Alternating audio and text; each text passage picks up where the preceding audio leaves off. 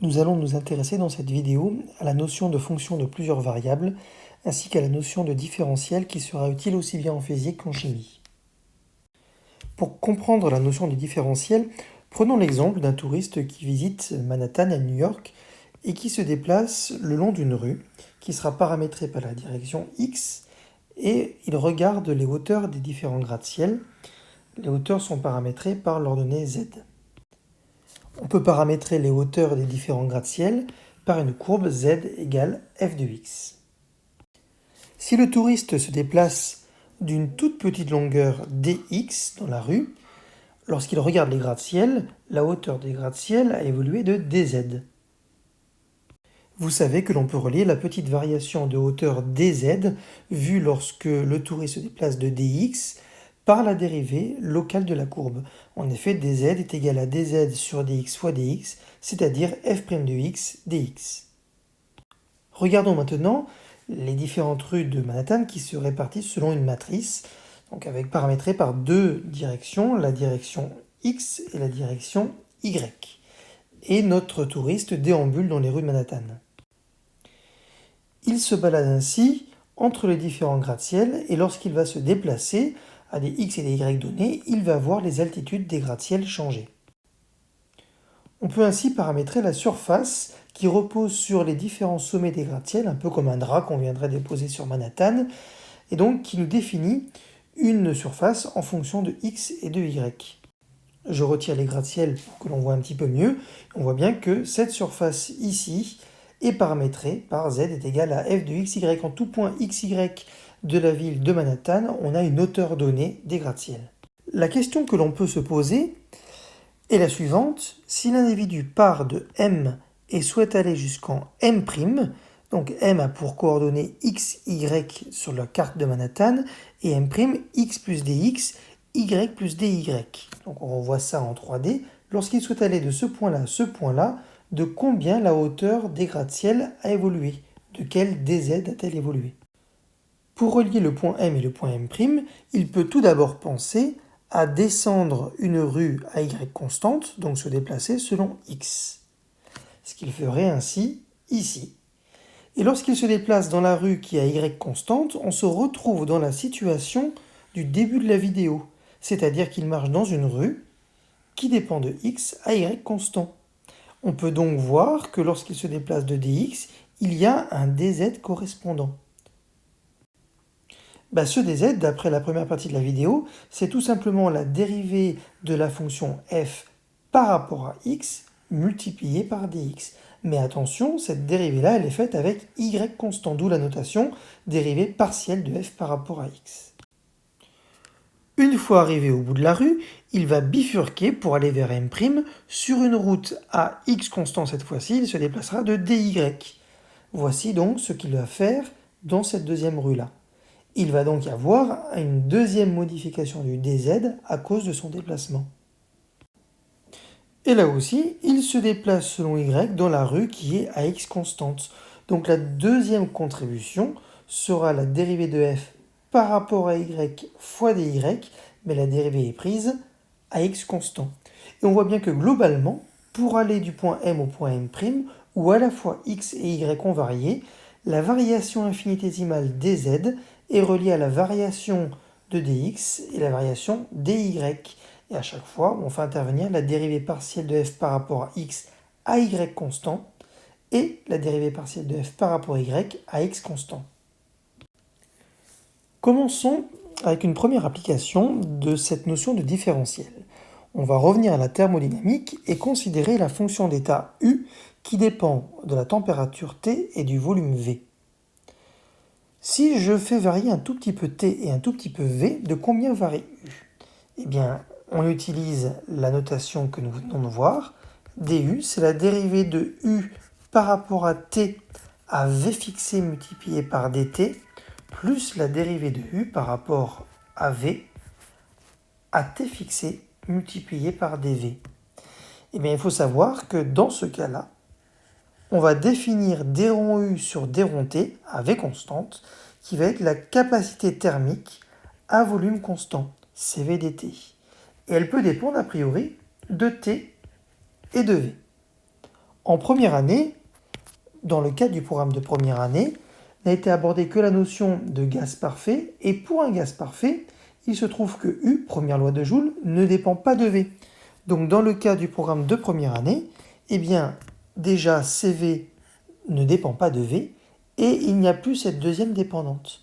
Mais dans le cas général, pour d'autres types de gaz, par exemple le gaz dit de Van der Waals, eh bien DU en fait a certes une composante qui est la composante due à la capacité ici, donc on voit bien qu'elle est liée à la dérivée d rond U sur d rond T à V constant, mais il y a aussi une deuxième composante.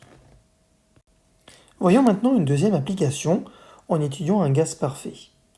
On souhaite voir la petite variation de la pression P lorsque l'on fait varier légèrement la température du gaz parfait et légèrement son volume, avec N, donc le nombre de moles qui reste constant.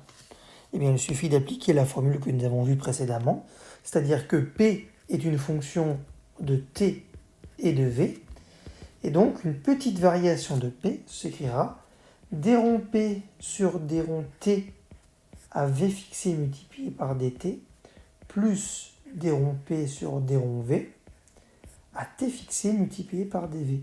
Ce qui veut donc dire que pour le gaz parfait, dP s'écrira nR sur V multiplié par dt moins nRT divisé par V carré multiplié par dV.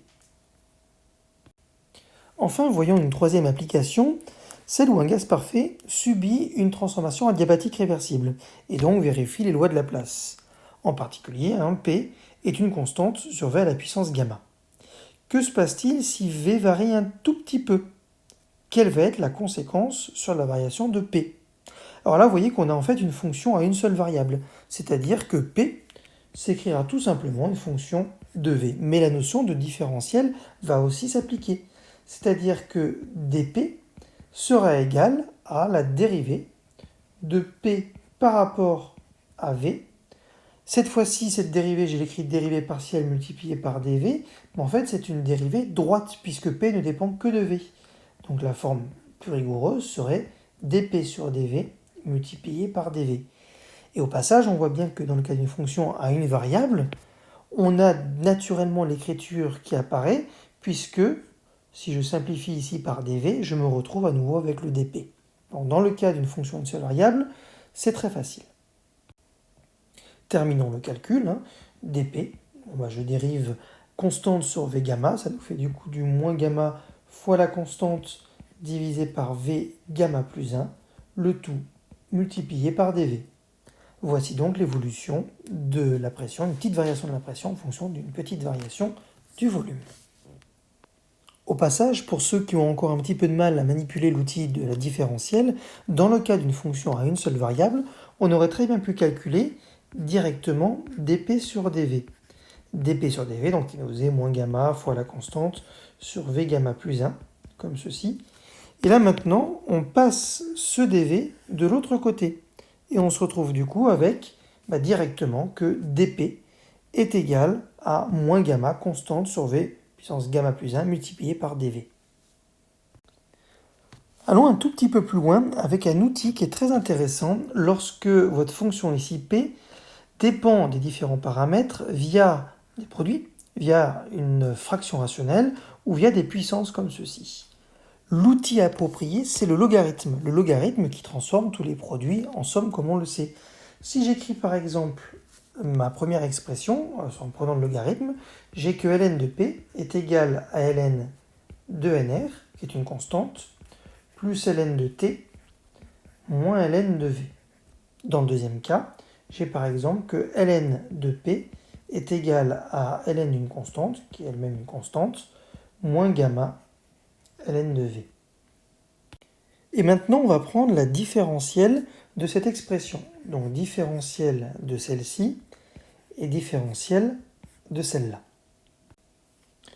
Que devient la différentielle, par exemple, du logarithme de p? Je m'intéresse, par exemple, au membre de gauche.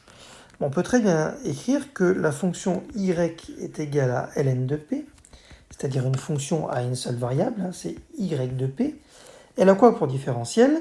Eh bien, d de y est égal à dy sur dp multiplié par dp, c'est une fonction à une seule variable.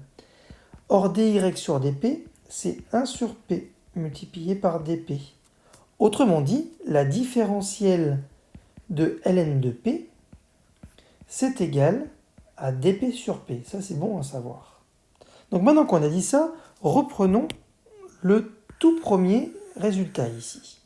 Prenons la différentielle donc de ln de p. Ça, on sait que c'est dp sur p. La différentielle de ln de r, ça fait 0, puisque c'est une constante. La différentielle de ln de t, alors avec le même principe que précédemment pour p, on montre que c'est dt sur t. Et pour ln de v, moins dv sur v tout simplement. Et donc on a directement la variation relative de p, dp sur p, en fonction de la variation relative de t et de la variation relative de v.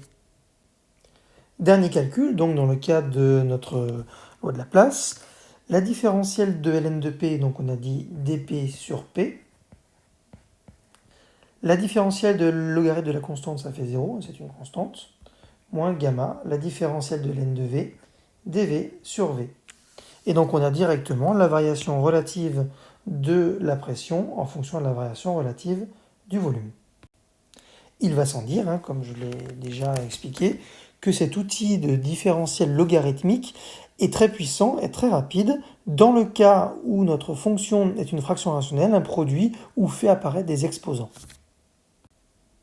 Vous aurez l'occasion de rencontrer d'autres différentiels cette année en physique et aussi en chimie, mais voici les outils principaux et surtout voici comment on les manipule.